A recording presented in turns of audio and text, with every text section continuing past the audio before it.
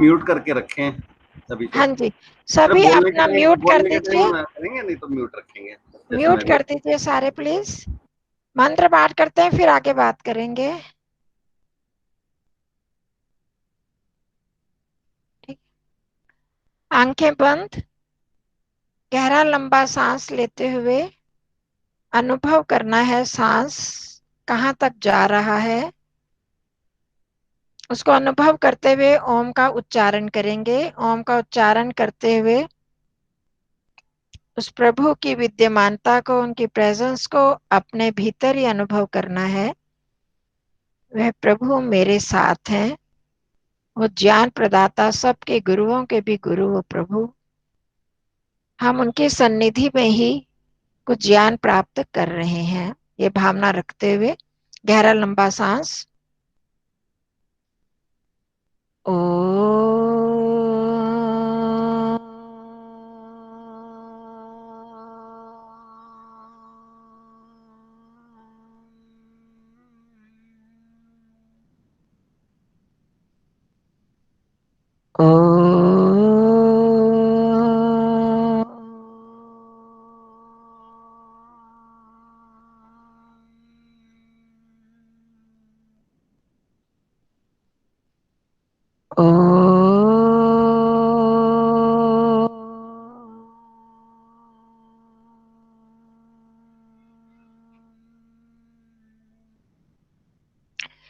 ॐ सहनाववतु सहनौ भुनक्तु सह वीर्यं करवावहै तेजस्विनावधीतमस्तु मा विद्विषावहै। ॐ शान्तिः शान्तिः शान्तिः। सबको सादर और सपने नमस्ते जी। आज जो देरी हुई उसके लिए मैं क्षमा चाहती हूँ। और नया काम कोई भी करने में कोई ना कोई परेशानी होती है, तो जब एक्सपीरियंस होता है तभी पता चलता है। तो अभी हम पिछले पार्ट को ही रिवाइज करेंगे। पहले जो पद परिचय दिया था, पीछे पद परिचय हमने किया था ना पिछले पार्ट में। हाँ जी। तो उसको एक बार दोहरा लेते हैं।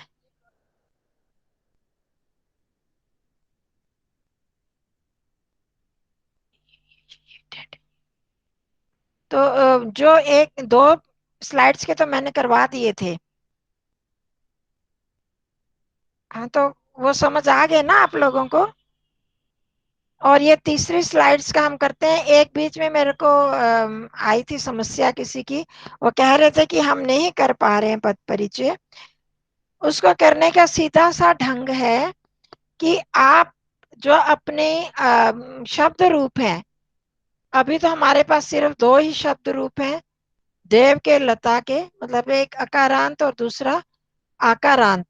उन दोनों को आप लिख लीजिए, एक पेज पर लिख के सामने रखिए, फिर देखिए कि उस शब्द में किससे मेल खा रहा है, और फिर उसी को ही आप लिखते जाइए। ये होगा पद परिचय। समझ गए ना? उस पूरे शब्द रूप को सामने रख लीजिए लिख के, और फिर उससे मिलान करते जाइए। अब देखो, जैसे इसमें आ गया देवा नाम। देवा नाम, उसमें हमारा देव शब्द है, राम शब्द है, बाल शब्द है। तो बाला नाम कहाँ पर आ रहा है? समझ में आ रहा है? देवा नाम कौन सी विभक्ति में, कौन से कारक में आ रहा है और कौन सा वचन है? बताएंगे कोई? संबंध कारक बहुवचन। संबंध कारक षष्ठी विभक्ति बहुवचन। तो जब हम यहाँ पद परिचय लिखते हैं तो उसमें कारक लिखने की आवश्यकता नहीं होती। उसमें हम सिर्फ लिखेंगे देव शब्द षष्ठी विभक्ति बहुवचन। ठीक है? तो इस तरह से ऐसे याद जिनको हो वो तो बहुत अच्छी बात है। जिनको याद नहीं है वो सामने लिख कर रख लें, और फिर उससे मिलान करते जाए। समझ में आ गया? इसी हाँ तरह जी। हाँ, चित्रम है, जैसे फलम शब्द है, उससे मिल रहा है ना चित्रम। हाँ जी। हाँ, तो यहाँ पर ये जो चित्रम आ गया, ये ये आचार्य जी स्लाइड हाँ, आ रही है जा रही है, आ रही है जा रही है, मतलब आवाज 1 सेकंड के लिए स्लाइड चली जाती है, दिखाई नहीं, मतलब रहती नहीं लगातार, वो आ रही है जा रही है, एक बार आती है फिर चली जाती है, फिर आती है फिर चली अच्छा, जाती है। स्लाइड, अच्छा हाँ जी, स्लाइड। अच्छा, एक मिनट देखते हैं। अब हो गई है स्टेबल। हाँ जी, हो गई है जी। हाँ, अब स्टेबल हो गई है। अब हो ये गई तो है हो अब। गई, बड़ा Stable है, करेंगे ठीक तो फिर हाँ, बड़ा करने से आपका शायद चला जा रहा है फिर। एडमिट कर एक मिनट देख रही हैं। अभी ठीक है, सिर्फ साइज छोटा हुआ है, अदरवाइज फ्लक्चुएट नहीं कर रही, हाँ, स्टेबल है। दिखाई दे रहा है छोट। हाँ जी, दिखाई दे रहा है जी। हाँ जी, दिखाई दे रहा है। अच्छा ठीक है, अब मैं पीछे वो कर लेती हूँ फिर। ये बोला था बड़ा वाला, यहाँ से कर लेती हूँ, यहाँ से कर लेती हूँ, वहां से।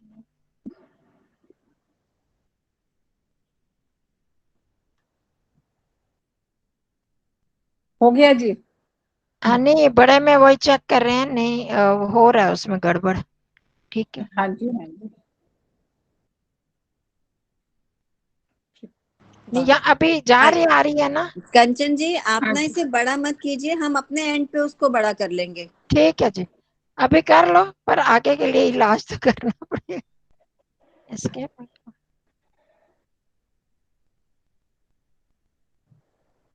हमारे तो सारे साथी कॉपरेट करने वाले हैं। चलो कंचन ठीक जी, है, हम तो कुछ अभी ले ही रहे हैं। हाँ, बिना किसी के निस्वार्थ सेवा तो आप कर रही हैं। आप कर रहे हैं और हम तो कुछ ना कुछ हम ले ही तो रहे हैं। कुछ ले ही, नहीं चाहिए मेरे को। आपको परेशान ही कर रहे हैं हम तो। नहीं नहीं, परेशान आप लोग भी हो रहे हो, वो तो मिलके ही करना है ना काम। इस बहाने हम नया नया सीख भी रहे हैं। हाँ बस जी, वो परेशानी सिर्फ रिकॉर्डिंग की थी, उसकी वजह से चेंज किया ये। तो देखते हैं इसमें हो जाता है तो। चलो ठीक है, आप इसी छोटी से गुजारा कर लीजिए। हाँ चित्रम, जी। हाँ जी। चित्रम जैसे फलम फले फलानी करते हैं ना, हाँ जी। ये आ हाँ गया। जी। तो हाँ ये जी। जो हमारा मंत्र है, चित्रम देवानाम उदगात अनीकम चक्षुर्मित्रस्य, तो मैंने वो शब्द चुने हैं जो कि हम जानते हैं। बीच में उदगात तो आके बाकी, तो चित्रम जो है विचित्र रूप जो प्रभु है, तो वो प्रथम प्रथमा विभक्ति एक वचन, जैसे हाँ फलम जी। का रूप है। हाँ जी। और देवा नाम हमने अभी समझ लिया, षष्ठी विभक्ति बहुवचन। षष्ठी बहुवचन। हाँ, चक्षु है ये, चक्षु मित्रस्य, ये मैंने लिखा तो था, मित्र शायद से delete तो किया। मित्र से मित्र शब्द षष्ठी एक वचन। हाँ जी हाँ जी, देवस्य मित्रस्य जैसे भी बालस्य, उसी तरह ही चलेगा। तो वर्ण से भी वही आ गया, षष्ठी एक वचन। हाँ जी, और ये देखो, हमारा ये कहने का मतलब मकसद ये है ये सब करने का, कि हम जब करते जाएंगे तो मंत्रों में भी जो जो शब्द हमारे परिचित आते जाएंगे, तो हम उनका अर्थ जान जाएंगे। अब मित्र से षष्ठी एक वचन है, तो क्या अर्थ हुआ इसका? मित्र के, का के की हुआ ना। मित्र के। हाँ जी। हाँ, तो ये जो प्रभु है चित्रम देवानाम, जो देवों के उदगाद अनीकम, देवों के बल स्वरूप है, वे प्रभु चक्षु हैं। किसके? मित्रस्य, वरुणस्य, अग्ने, अग्नि भी ये षष्ठी विभक्ति एक वचन, ये भी हमने इकारांत नहीं किया, इसलिए हमको नहीं आता, पर ये षष्ठी विभक्ति एक वचन ही है ये भी। तो क्या हुआ? मित्र का, वरुण का और अग्नि का चक्षु रूप है प्रभु। समझ में आया ना अर्थ? कि चक्षु कैसे, जैसे चक्षु दिखाता है, प्रकाश करता है, ऐसे भी प्रभु भी मित्र क्या हुए? मित्र एक तो हम संसारिक मित्रों को बोलते हैं, और वेद की भाषा में सूर्य को मित्र कहा जाता है।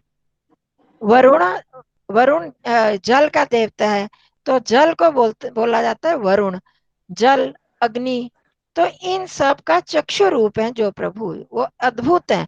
इससे पहले मंत्र था ना, उदुत्यम जात वेद सम देवम वहंती केतव, जिनको उस प्रभु को हम जो जात वेदस है उनको ये सारे संसार की जो रचनाएं वो झंडियां रूप है उस प्रभु को प्रकट कर रही हैं, हम उसको देख रहे हैं। ये सारा जो इसका है उपस्थान मंत्र। इससे पहले उद्वयम तमसस परिस्वः पश्यंत उत्तरम, वहां प्रार्थना है कि मैं उस सूर्य जो उत्तम उत्कृष्ट ज्योति है उसको देखूं। उसको देखने के लिए आगे आया उदुत्यम जात वेदसम, उस जात वेदस प्रभु को ये सारा संसार जो है उसकी रचना वो झंडियां रूप है, वो उसको दिखा रही हैं। सूर्य को देखो, पेड़ पौधों को देखो, फलों के स्वरूप को देखो, नदियों को, पर्वतों को, मनुष्य की रचना, हर प्राणी की रचना। तो वो उसको दिखा रही है कि कैसे वो प्रभु है, हर एक में वो दिखाई देता है। उसको हमने देखा तो कैसा दिखाई दिया, चित्रम, अद्भुत स्वरूप है प्रभु आपका। चित्र मतलब अद्भुत, तो आपका अद्भुत स्वरूप है जो देवताओं से प्राप्त करने योग्य हो, उनके अनिकम, उनके बल हो आप, ऐसे प्रभु अद्भुत स्वरूप है। और वो कैसे हैं, चक्षु हैं। किसके, मित्र से, वरुण से, अग्नि, बिना चक्षु के कुछ भी प्रकाशित नहीं होता। तो सूर्य, जल, अग्नि, इन सब को बनाने वाले कौन है, परमात्मा ही है, वो अद्भुत स्वरूप परमात्मा है। तो ये जो अर्थ जब हम एक एक शब्द का इस तरह से जानते जाएंगे तो हम उनको समझते जाएंगे। तो वो प्रभु मित्र के, वरुण के और अग्नि, इन सब के चक्षु स्वरूप है, अर्थात इनको बनाने वाले हैं, इनको प्रकाशित करने वाले हैं। आ गया ना समझ। तो मित्र से, मित्र शब्द षष्ठी विभक्ति एक वचन, अर्थ निकला का के की। तो वो मित्र का चक्षु है, तो का यहाँ जचेगा ना, मित्र के चक्षु। अगर वो लेते हैं आदर के रूप में तब तो वो प्रभु मित्र के चक्षु हैं। मित्र मतलब सूर्य के चक्षु रूप है, वरुण के जल के चक्षु रूप है, अग्नि के चक्षु रूप है। या का भी एक वचन में करें और आदर में करते हैं तो हम के बोलेंगे, की नहीं आएगा यहाँ पर, चक्षु के साथ की नहीं आएगा। तो इसमें जो जचता है वो अर्थ हम लगा लेते हैं। आ गया ना, क्लियर हुआ कैसे प्रयोग करना है इसका। तो देवों के उद अगाध अनीकम, उनके बल स्वरूप है, उस चित्रम देव प्रभु को हम प्राप्त करें। उद अगाध, उसको प्राप्त करने योग्य है, प्राप्त करें। ठीक, उद्गाद का क्या अर्थ आएगा जी यहाँ पर? हाँ जी, उद्गाद शब्द का अर्थ क्या है? उद अगाध, उसको प्राप्त करें, उसको प्राप्त कर लिया या प्राप्त करें। वेद के मंत्रों में उसका भविष्य काल का या वर्तमान काल का कोई वो नहीं होता, उसमें हम किसी भी काल में कर लेते हैं। जैसे हिरण्य गर्भ संवर्तत आग्रे भूतस्य जाता पतिरेक आसित, वो एक पति था, तो था भी तो अब भी तो है ना। तो इस तरह से उस रूप में किया गया है। तो उद अगाध, उसको प्राप्त किया या प्राप्त करते हैं। तो वो देवों के लिए अनीकम है, बल स्वरूप है। और फिर आगे आगे चक्षु जो है इनके साथ जोड़ेगा, चक्षु मित्र से, वरुण से, आग्ने, अपरा, द्यावा, पृथ्वी, अंतरिक्षम, सूर्य, आत्मा, वो सूर्य रूप है, आत्मा, जगतस्तस्थुश्च स्वाहा, जगतः और तस्थुषः ये भी षष्ठी का रूप है। वो अभी हमने किए नहीं इसलिए वो नहीं मैंने अपने जोड़ा था, वो भी षष्ठी के ही है। आत्मा जड़ और चेतन के आत्मा है, जगतः मतलब चेतन जगत के और जड़ जगत के, तस्थुषा जो एक जगह स्थिर रहने वाले हैं उसके आत्मा रूप है। हम जो चेतन हैं उनके भी स्वामी तो प्रभु ही है ना, है ना। वो आत्मा उनके आत्मा रूप है। अगर प्रभु आत्माओं को शरीर के साथ ना जोड़े तो यह आत्मा कुछ भी कार्य नहीं कर सकती। तो आत्मा को प्रकट करने वाला प्रभु है, आत्मा को बनाते तो नहीं है ना प्रभु, ये हमको पता है कि परमात्मा, हम ये सब जिनको नहीं पता वो भी जान ले कि आत्मा का निर्माण ईश्वर नहीं करते हैं, वो पहले अपने आप ही होती हैं। तो उन आत्मा को प्रकट करना कि वो आत्मा नहीं तो अगर शरीर में नहीं है तो वो सुप्त अवस्था में, सुषुप्ति अवस्था में रहती है वो आत्मा, वो मूर्छित सी रहती है, कुछ भी नहीं कर पाती। तो जब वो शरीर के साथ जुड़ जाती है, शरीर में उसका प्रवेश होता है, तभी हमें पता चलता है, इच्छा कर रहा है, हाथ पैर हिल रहे हैं, सांस लिया जा रहा है, तब हमको पता लगता है कि ये जो आत्मा है इसमें। हम कैसे जान पाते हैं ये इंसान जिंदा है या मरा हुआ है? शरीर की क्रियाओं से ही जान पाते हैं ना। अगर शरीर हाँ क्रिया ना करे तो हमें पता चल जाता है कि ये मर गया है इंसान। तो उस आत्मा का भी आत्मा जो है परमात्मा ही है। तो इस प्रकार से चेतन जगत के भी और जड़ जगत के भी, जड़ का तो हमें पता ही है, जो नदियां, नाले, पर्वत, जितनी भी चीजें हैं, ये सूर्य, चंद्रमा, सबको बनाने वाले वो ईश्वर ही हैं। उनके भी आत्मा पर वो चित्रम अद्भुत स्वरूप परमात्मा ही है।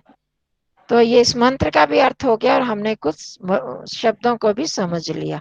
ठीक है, हाँ जी, आगे आगे चलें। हाँ जी। गुरु शुश्रूषया विद्या। शुश्रूषा समझ रहे हो? हाँ जी, यह श्रुष्वा श्रुष्वा शब्द हो गया। शुश्रूषा, शुश्रूषा होता है ना शब्द, श्रुष्वा, हाँ जी, शब्द ये सेवा हो गया। शुश्रूषा, बहुत बार और पढ़ा है, सेवा षष्ठी एक शुश्रूषा। वचन, सेवा षष्ठी तो एक सेवा वचन, होता है, द्वितीय शुश्रूषा होता है उसकी सेवा करने की इच्छा करने वाला। तो शुश्रूषा शब्द है लता की तरह। तो अब शुश्रूषया जो हाँ बन जी। गया, ये कौन सी विभक्ति हो गई?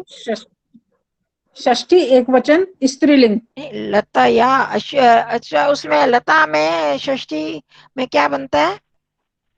लताया। लताया। तो ये शुश्रूषाया नहीं है ना, ना, शुश्रूषया। लता में कहाँ पर आता है लताया? ये तो षष्ठी एक वचन में आएगा। ये तो एक तृतीया, वचन तृतीया शब्द एक ही। वचन। हाँ, त्रिया एक वचन। आपने तृतीया एक लिखा होगा वचन, कहीं पर, निकाल लो उसको, सामने रखिए। तृतीया, हाँ जी, तृतीया एक वचन आ गया। लताया, लता से है ना, हाँ जी, हाँ जी, हाँ जी, लता तृतीया एक के वचन। द्वारा। तो यहाँ पर क्या है इसका अर्थ? गुरु शुश्रूषया विद्या। ये जो एक श्लोक है, एक उस श्लोक में बताया गया कि विद्या कैसे प्राप्त होती है, किन किन साधनों से हम विद्या प्राप्त कर सकते हैं। तो यहाँ 3 साधन बताए हैं। एक गुरु शुश्रूषया विद्या। विद्या कौन सी विभक्ति वचन है? विद्या, ये तृतीया एक वचन। प्रथमा एक वचन। तृतीया, एक ने प्रथमा बताया, एक ने तृतीया बताया, और कोई? विद्या है स्त्री तृतीया प्रथमा, प्रथमा एक वचन। हाँ एक जी, वचन विद्या शब्द है ना, शब्द क्या है? विद्या। विद्या। हाँ जी, विद्या। तो विद्या, तो अगर हम विद्या का तृतीया बनाए तो क्या आ जाता है? विद्याया। विद्या, विद्या बनेगा ना उसका। विद्या, विद्या, लतया। हाँ जी, तो ये तो विद्या। विद्या है, तो ये प्रथमा ही हुई। ये क्या? नीचे लिखा हुआ है ना, नीचे वाले में लिखा है वो होगी ना। हाँ, वो तृतीया है। हाँ। तो गुरु की शुश्रूषा से, गुरु की सेवा करने से विद्या, विद्या मिलती है, विद्या। ठीक है, इतना ही करो। गुरु की शुश्रूषा से विद्या। पुष्कलेन धनेन वा, ये कौन सी विभक्ति वचन है? पुष्कलेन, पुष्कलेन इसमें धनेन। ये वर्ड पुष्कल क्या होता है है? बहुत ज्यादा, तृतीया, हिंदी में भी पढ़ा हुआ है पुष्कल। तृतीया एक वचन। हाँ, तृतीया तृतीया एक वचन। धनेन भी तृतीया एक वचन, क्योंकि धन का विशेषण हुआ ना पुष्कल। पुष्कल मतलब बहुत सारे धन से, पुष्कल का बहुत अर्थ सारे क्या है? किससे? धन से। आजकल देखो करते हैं इंजीनियरिंग करे, बड़े बड़े स्कूलों में जो बच्चे पढ़ते हैं, तो बहुत सारा धन चाहिए होता है ना। तो या तो हाँ गुरु जी, की शुश्रूषा से विद्या, पुराने जमाने में जैसे पढ़ लेते थे, गए आपने उपनिषदें पढ़ी होंगी, गुरु की सेवा शुश्रूषा की और विद्या ज्ञान प्राप्त कर लिया। पुष्कलेन धनेन वा, या बहुत सारा धन दिया, आजकल जैसे हैं धन से, या पर्याप्त धन से, अथवा विद्या, विद्या या इस विद्या का क्या मतलब हुआ?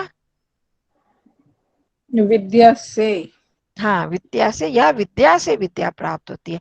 मैंने आपको मैथ्स पढ़ा दिया, आपने मुझे इंग्लिश पढ़ा दी, ऐसे भी होता था ना, हाँ जी, एक दूसरे से एक्सचेंज करना। तो मैं आपको ये पढ़ा दूंगी, आप मेरे को वो पढ़ा देना, पहले ऐसे ही होता था। अब भी जैसे गुरुकुलों में क्या होता है कि पहले तो आचार्य से पढ़ लेते हैं, फिर कहते हैं कि हम आगे औरों को पढ़ा देंगे। ये बड़ी आचार्य जो हेड होती है वो छोटों को पढ़ाते हैं, छोटे वाले फिर और छोटों को पढ़ाते हैं। तो इस तरह से विद्या ग्रहण करते हैं। तो अभी भी गुरुकुलों में ये पद्धति है। तो इन 3 से विद्या मिलती है। चतुर्थात् न उपलभ्यते, इसकी क्या संधि है अभी वो तो हम संधि करेंगे, पर साथ में बता दूं चतुर्थात् न, चतुर्थात् एक हो गया न और उपलभ्यते। उपलब्ध है। हाँ, चौथा कोई उपलभ्यते। तरीका नहीं है। हाँ? तो चौथे से नहीं मिलती, और कोई चौथा उपाय नहीं है जिससे विद्या प्राप्त कर सके। तो आज भी आप देखते हो इसी तरह से, आजकल तो धन का ही ज्यादा वो है। तो 3 कारणों से, तो ये क्या क्या हो गया, तृतीया विभक्ति के इसमें अधिक रूप है। हो गया, समझ आ गया। तो किस तरह से हमने पद, अगर हम पद परिचय जान लेते हैं तो आप देखना कि सब अर्थ आप निकाल लोगे। बस मैं थोड़ा सा वो देख रही हूँ, या आपकी विभक्तियां पूरी हो जाएं और थोड़े से लकार ये कर लेते हैं 5 लकारों में, फिर मैं आपको लेसन दिया करूंगी, फिर उसमें से हम करते जाएंगे। इस तरह से पद परिचय करते हुए फिर हम करेंगे तो आप बहुत सारा फिर अपने आप ही पढ़ लिया करोगे। ठीक है, ये पद परिचय हो गया। किसी ने पिछले में से कुछ पूछना है? जब पीछे 2 स्लाइड्स के करे थे हमने। नहीं जी, ठीक है। ठीक है, हाँ जी। चलो आज हम थोड़ा सा नया लेसन एक थोड़ा सा कर लेते हैं, समय भी हो जाएगा जल्दी, आज मेरे में सही देर हो गई। अच्छा, एक तो ये मैंने किया था पिछली बार, लिखा था पर हो नहीं पाया था हमारा।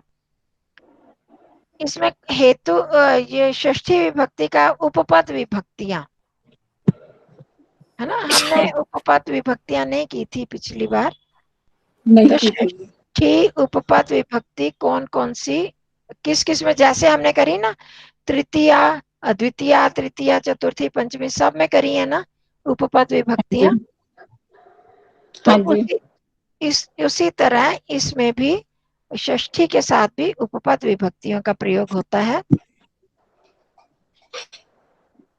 तो हेतु के योग में जब षष्ठी विभक्ति लगती है, जहां पर हेतु शब्द आ जाता है या प्रयोजन, जैसे कहीं पर रहने के लिए आप क्यों रह रहे हैं, नौकरी के लिए रह रहे थे, हेतु नौकरी के हेतु से, जैसे बच्चे आजकल बाहर जाते हैं पढ़ने के लिए, कोई जा रहा है और कोई नौकरी के लिए जा रहा है, तो उसमें क्या करेंगे, षष्ठी विभक्ति लगाएंगे।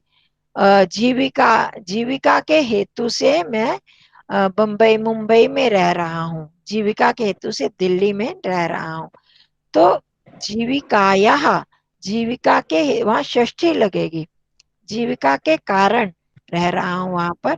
तो इसी तरह यहाँ रहने का हेतु या प्रयोजन अन्न है, अन्नस्य हेतु वसति, वो अन्न के कारण वहां रहता है, रह रहा है। तो यहाँ रहने का हेतु क्या है, अन्न, तो इसलिए अन्न में और हेतु में षष्ठी विभक्ति हुई, अन्न से हेतु वसति। ठीक है, ये हम सर्व आप अपने नॉलेज के लिए रखते जाइए, और जब इस तरह के शब्द आएंगे तो फिर हम प्रयोग में लाएंगे। आगे कुछ विशेष शब्दों के साथ भी, इसको मैं बोल्ड कर लेती हूँ, शायद आपको अच्छी तरह दिखेगा।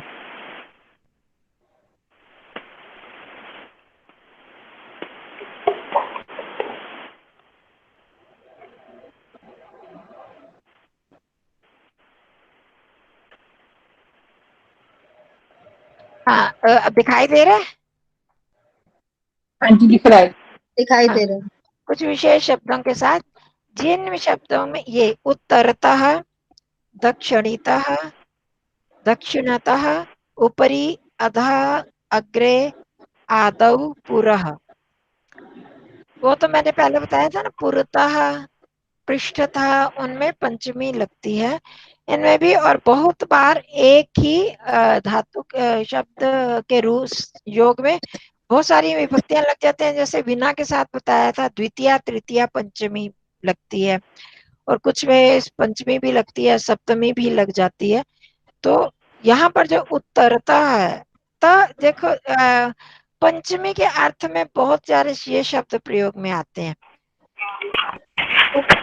पृष्ठतः पीछे से, पूर्वतः आगे से, तो पंचमी के अर्थ में प्रयोग में तह, जहाँ इसको बोलते हैं तहसील प्रत्यय, वो बाद में करेंगे। तह के साथ विसर्ग लग जाती है।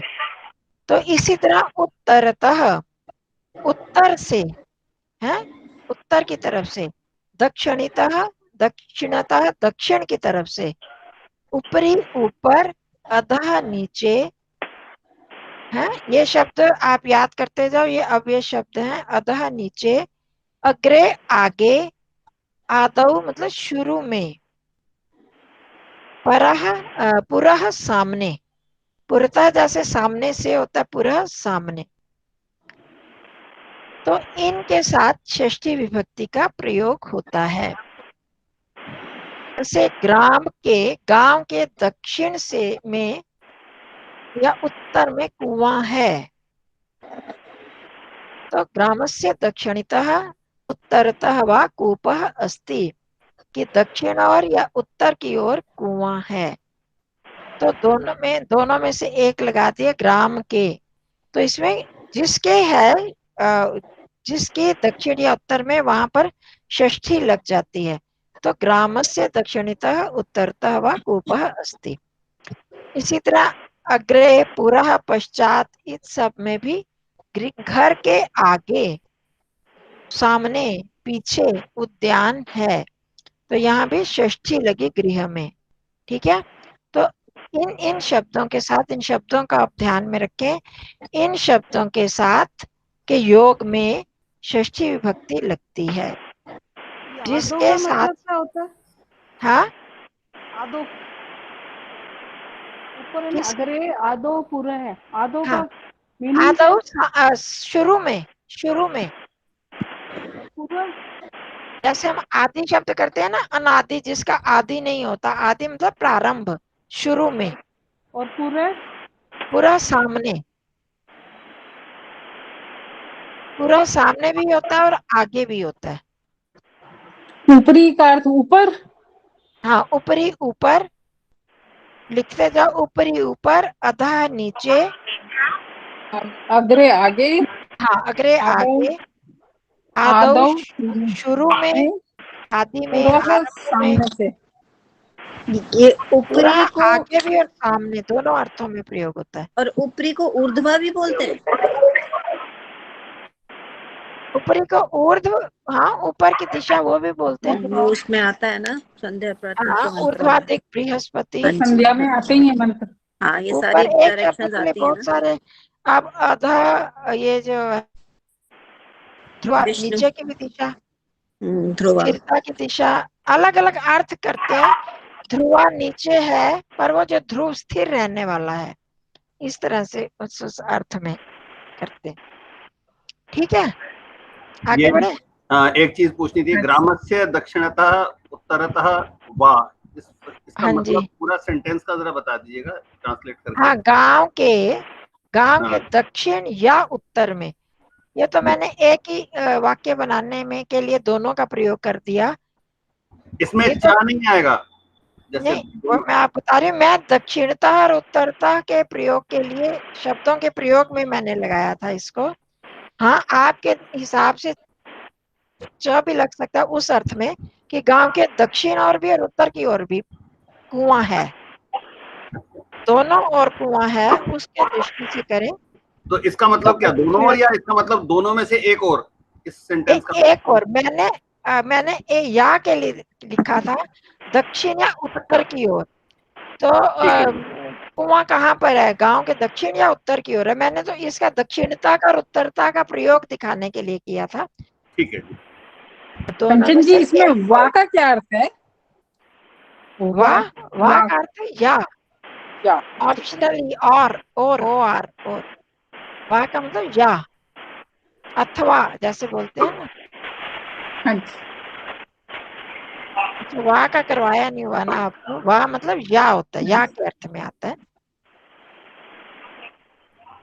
और ठीक है, खाली व हो बिना आ के, तो वो मतलब एंड, एंड होता है व। हाँ, वो हिंदी में प्रयोग होता है, संस्कृत में वह नहीं होता। अच्छा, ठीक है। संस्कृत में च होता है जो हिंदी में व होता है।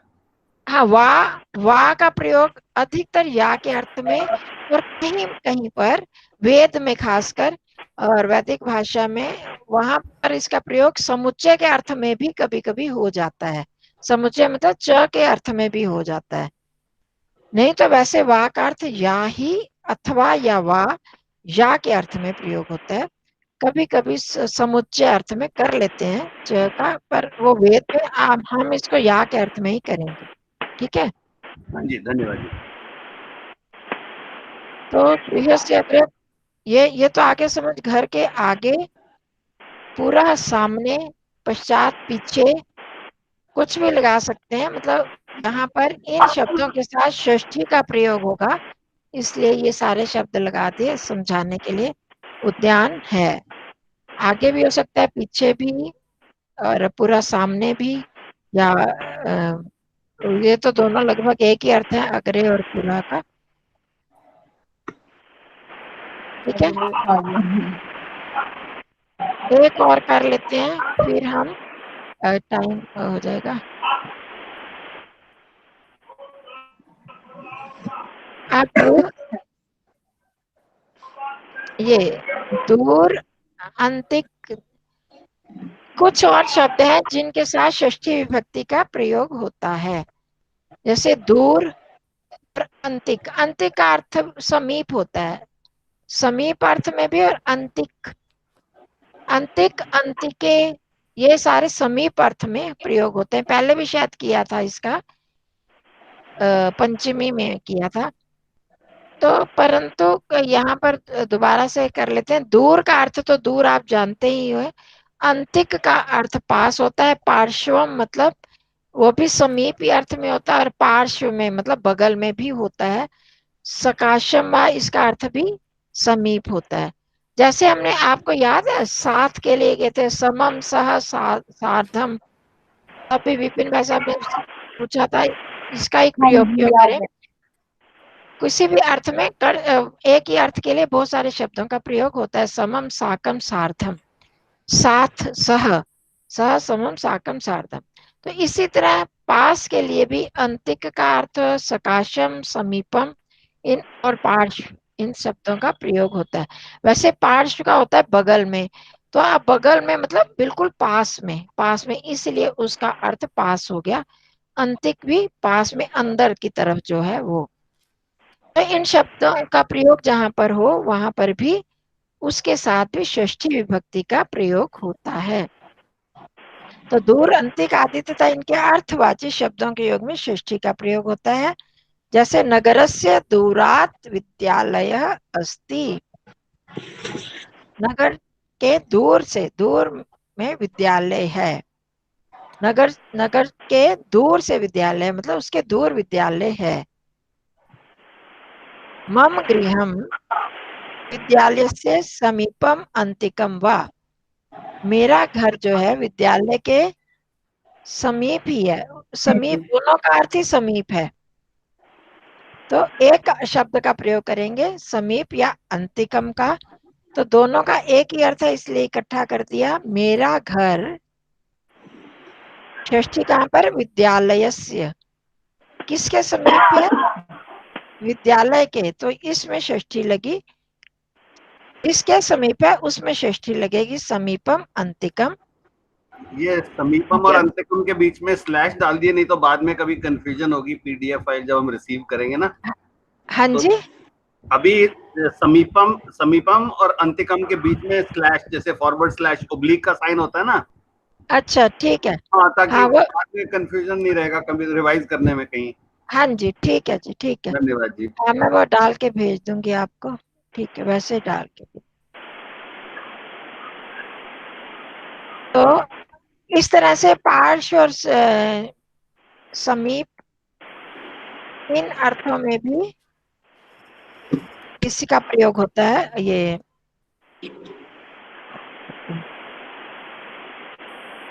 षष्ठी का प्रयोग होता है, जहां जहां इन शब्दों का प्रयोग होता है उनके योग में षष्ठी विभक्ति का प्रयोग होता है। ठीक है, इतना ही रखें, आगे कर लें कुछ। ये एक है। हाँ, ये इसमें आप कर सकते हो, ये आपके प्रयोग में अधिक आएगा, ये जो थोड़ा सा बता देती हूँ। हमने पहले किया था, दो में से अगर कंपैरिजन करना हो, है ना, दो में से कंपैरिजन करते हैं तो हम क्या लगाते हैं, कौन सी विभक्ति?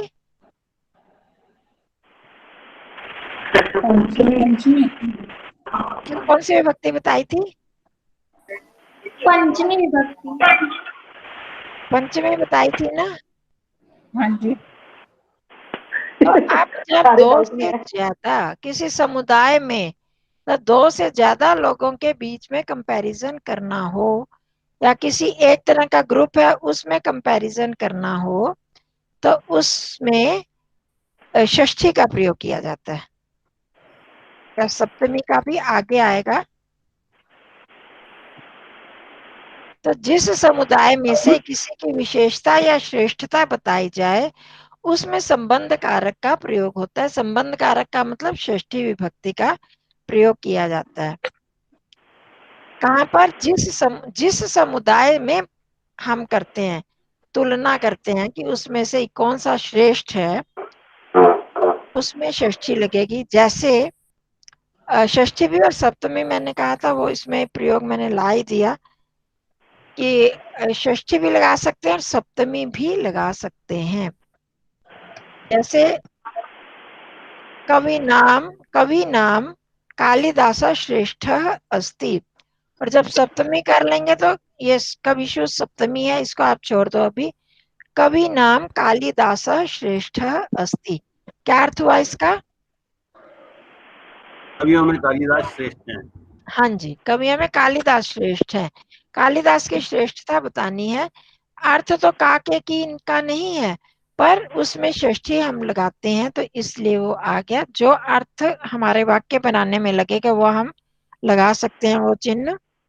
फिर ये वाह भी आया है यहाँ आचार्य जी, वाह, फिर वाह हाँ, वो मैंने मेरी गलती है, मैंने वो बताने के लगा दिया था सप्तमी का, तो इसलिए वह बीच में आ गया। उसको जब सप्तमी होगी तब प्रयोग में ला लेंगे, ठीक है, इसको रहने दो आप। कवि नाम कालिदास श्रेष्ठ अस्ति, तो कवियों में कालिदास श्रेष्ठ हैं। छात्राणाम मम अनुजः उत्तमः, छात्रों में मेरा छोटा भाई, हाँ मेरा छोटा भाई उत्तम है। अब बहुत सारों में होगा तो हम वो सुपरलेटिव डिग्री लगाते हैं ना, जैसे पिछली बार बताया था, क्या बताया था, उत्तर, पटुतर, है ना, गुरुतर। जैसे इंग्लिश में भी तो करते हो आप, गुड, गुड, बेटर, बेस्ट, तो उसमें उत्तमम हो जाएगा। हाँ, तो इसमें उत्तम, उत शब्द होता है, उत उपसर्ग है, उससे बढ़कर, उससे बढ़कर। उत्तर, जैसे उद्वयम तमसस परिस्वः उदुत्यम करते हैं ना, उसमें दो शब्द हैं, उत और त्यम। उत्त्यम, तीन हो गए। उत्त्यम, उत है, उसके बाद क्या आता है, उदुत्यम जात वेदसम देवम वहंति केतवः, सॉरी, तो पहले में उद्वयम तमसस परिस्वः, उद्वयम, उत है, वयम, तमसस परिस्वः, पश्यंत उत्तरम है। उत्तरम, उत्तर आया, पहले उत आया, फिर उत्तर आया, उत्तरम देवम वहंति के देवम देवत्रा सूर्यम अगन्म ज्योतिरुत्तमम, उसमें तीनों ही डिग्रीज आ गई, उत्तर और उत्तम। देख रहे, इसको कर समझ गए ना। अधिकतर को तो मंत्र याद है, शायद एक दो को ना भी हो। वयम, वयम को आप जानते हो, हम। वयम तमसस परिस्वः पश्यंत उत्तरम, यहाँ पर जो बहुत सारे विद्वान का अर्थ करते हैं, उत प्रकृति हो गई, उत्तर आत्मा हो गई, और उत्तम, उत्तम परमात्मा हो गई, सुपरलेटिव डिग्री परमात्मा। तो उत्तमम नहीं, उत्तम। हाँ, जब द्वितीय विभक्ति होगी तो उत्तमम भी हम करेंगे, पर वैसे उत्तर, उत्तम, ये उनके हो गए अलग अलग डिग्रीज, कंपैरेटिव और सुपरलेटिव डिग्री। तो ये उत्तम आ गया। तो बहुत सारों में जब हम करते हैं तो ये सुपरलेटिव डिग्री लगाई जाती है, उत्तम शब्द का प्रयोग करते हैं। श्रेष्ठतम जैसे हम करते हैं तो वो श्रेष्ठतर है, वो श्रेष्ठतम है। दो में करते हैं तो तर लग जाता है और बहुत में करते हैं तो तम लग जाता है। ये बहुत सारे उत्तम शब्दों और का उत्तमम प्रयोग में क्या करते फर्क ही है? है। उत्तम और हाँ उत्तमम जी, ये दो शब्द अलग अलग हैं और दोनों ठीक हैं? उत्तम नहीं, और उत्तम उत्तमम। शब्द है, उत्तमम मतलब द्वितीय विभक्ति एक वचन हो गया ना। देवम, वहां पर सारे द्वितीय विभक्ति मिलेगा। उत्तम देवम उसको सूर्यम उत्तम अगन्म ज्योतिरुत्तमम, उस सूर्य को देवम देवत्रा, देवों में भी जो श्रेष्ठ या देवों के त्राण करने वाला जो देव सूर्य, सूर्य का विशेषण है ये सारा। देवम अगन्म ज्योतिरुत्तमम, इसमें देखो द्वितीय विभक्ति में कौन कौन से शब्द हैं? वयम तामसस परिस्वः पश्यन्त उत्तरम, उत्तरम देवम, देवम भी उत्तरम भी, देवत्रा सूर्यम अगन्म ज्योतिरुत्तमम, उस उत्तम ज्योति को प्राप्त करें। सूर्य रूपी जो उत्तम ज्योति है, सबसे उत्कृष्ट ज्योति है, उस ज्योति को हम अगन्म प्राप्त करें। वो उत्तम ज्योति सूर्य, आपको पता है परमात्मा की तुलना सूर्य के साथ की जाती है, तो उस सूर्य को हम प्राप्त करें जो देवों का भी देव है, या देवों का त्राण करने वाला जो देव सूर्य है, उस उत्तम ज्योति को हम प्राप्त करें जो तमसस परी, अंधकार से परे है। तो इस तरह से वहां पर उत्तमम आ गया देवम का विशेषण होने से या सूर्यम का विशेषण होने से, द्वितीय विभक्ति एक वचन में प्रयोग हुआ। हो गया क्लियर? हाँ विपिन जी, हाँ जी, आगे समझ? हाँ जी, तो दोनों ही ठीक बोल रहे हैं। चलो ठीक है, इतना ही करें। वैसे मैं आपको ये भेज दूंगी, ये क्या है, ये अज धातु का मैंने करा था, उसको हम फिर बाद में करते हैं अज धातु को। ये फिर ज्यादा हो जाएगा, आप इतना इसका इन सब की रिवीजन करना। जो जो देखो, जो जो शब्द आपको लगते हैं ना आपकी अपनी जान पहचान के, और मैं और शब्द भी भेजती हूँ षष्ठी के लिए, कुछ और प्रयोग भी भेज दूंगी, तो उसको कर लीजिएगा। तो इतना षष्ठी का ही आप रखें, अभी आज धातु को अगली बार करेंगे, ठीक है? ठीक है जी। हाँ चलो, जी कंचन जी। क्या हुआ? हाँ जी, यहाँ हाँ कंचन जी, क्या हो गया? हाँ जी, कल आपका सुना था उस पर वेद संस्थान पर, अच्छा लगा, चलो बहुत अच्छा सुना है आपने। अच्छा ठीक रहा, मतलब स्पष्ट हो गया थे, विषय जरा कठिन था तो। हाँ एक दो क्वेश्चन भी थे, वो बाद में पूछती हूँ। हाँ पूछ लीजिएगा, कभी भी पूछ ले। हाँ जी हाँ जी, हाँ तो आपसे आपके फोन पर। हाँ फोन पे पूछ लेना। ये टाइम रहेगा, हम